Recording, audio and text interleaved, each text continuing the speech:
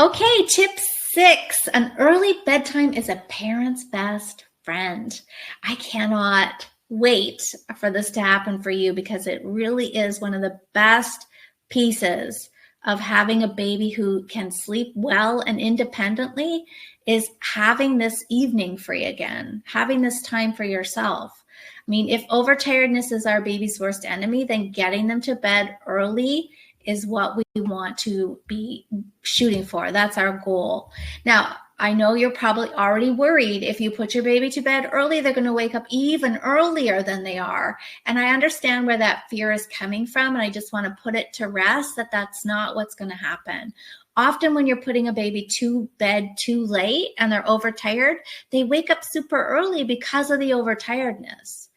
And once we get this schedule in place and your baby's going to bed before they're overtired, they'll sleep longer into the morning. So we are looking at 11 to 12 hours of nighttime sleep here.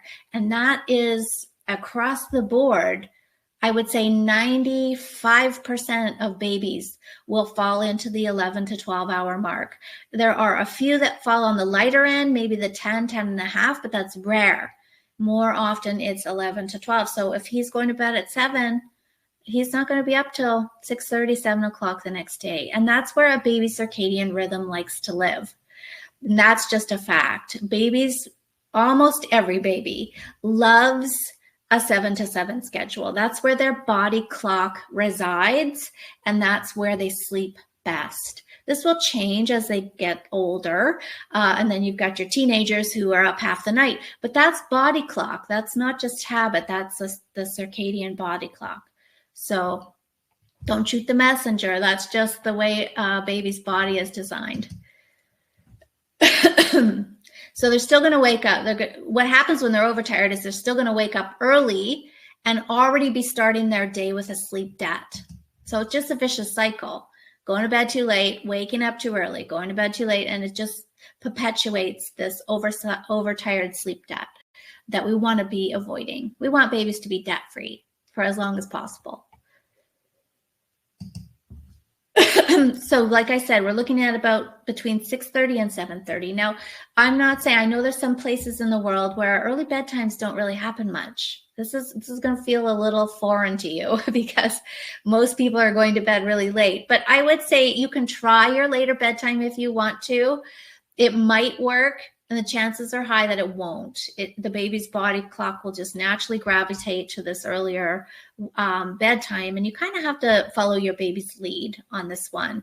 If she's showing you signs of bedtime at 7 is my sweet spot, then I would rather that than forcing this baby to stay awake later, getting her really overtired, and then making for a really rough night.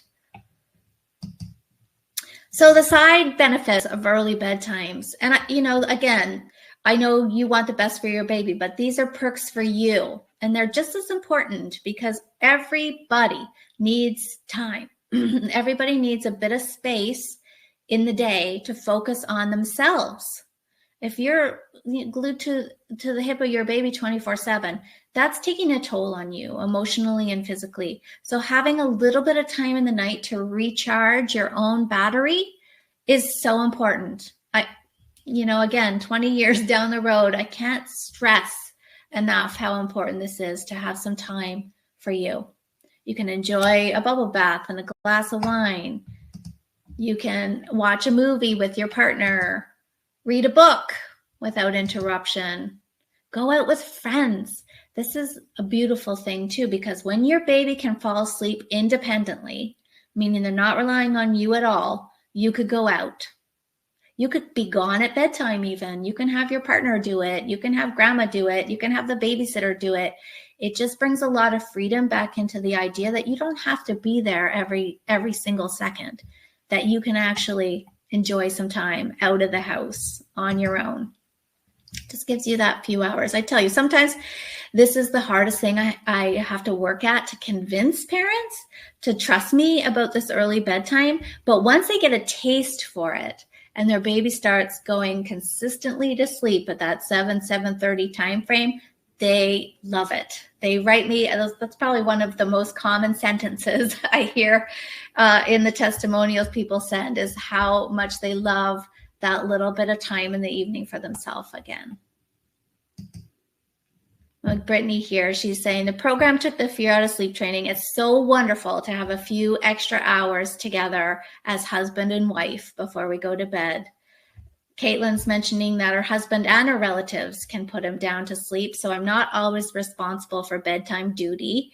And my husband and I have our evenings back to relax. And it's just really important because, you know, having a stable home life and a happy marriage is as important for your children as everything else or anything else.